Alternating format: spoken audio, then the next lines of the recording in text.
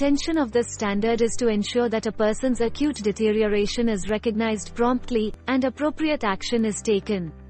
Acute deterioration includes physiological changes, as well as acute changes in cognition and mental state.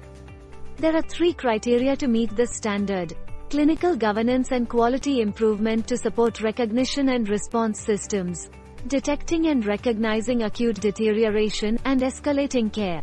Responding to acute deterioration. There are 13 actions or activities our service has to have in place to meet this standard. Let's look at some questions that the assessors may ask to determine if we are meeting this standard.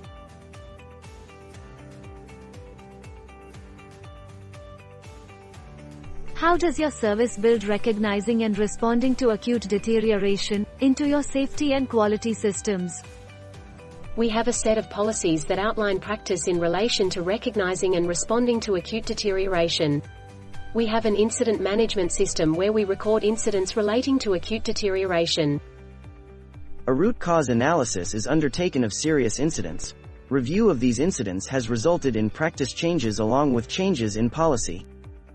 We have a Consumer and Carer Advisory Committee. It reviews and provides input into our policies regarding recognizing and responding to acute deterioration.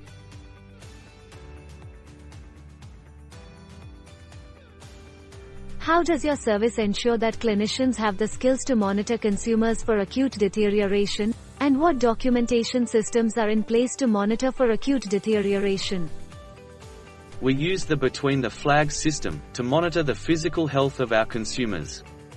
This alerts us to the need for the escalation of care. We undertake regular risk assessments of the consumer's mental status to identify acute deterioration. We also use a variety of standard measures such as the K10 and the SDQ to monitor progress. I can show you our training calendar and training records, which include specific sessions on recognizing and responding to acute deterioration. In our inpatient units, we have a requirement to regularly observe the consumer, and this is risk assessed on a shift-by-shift basis. This is to ensure a consumer at risk of deterioration is more frequently observed. These observation checklists are audited and I can show you the results. Our comprehensive assessment includes identification of possible early warning signs of mental deterioration, and strategies for early intervention.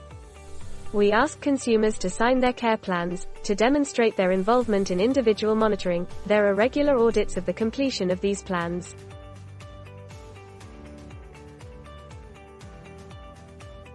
What protocols are in place to specify criteria for escalating care? The Between the Flags system has a trigger for when the MET team should be called. We have regular huddles during the day, and consumers at risk of deterioration are discussed there. In the community, when we are concerned about the potential for acute deterioration, we raise these issues at our daily team meeting. How are the consumer, carer or family involved in the escalation of care?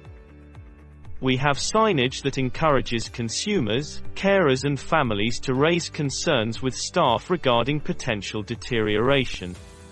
This is the REACH program, written information encouraging consumers, carers and families to escalate care is included in admission packs.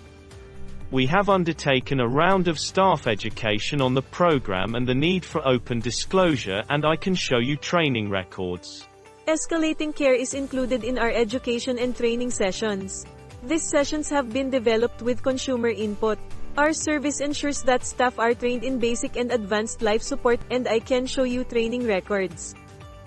We have personal safety alarms. Staff receive training on their use, and this equipment has a documented maintenance schedule.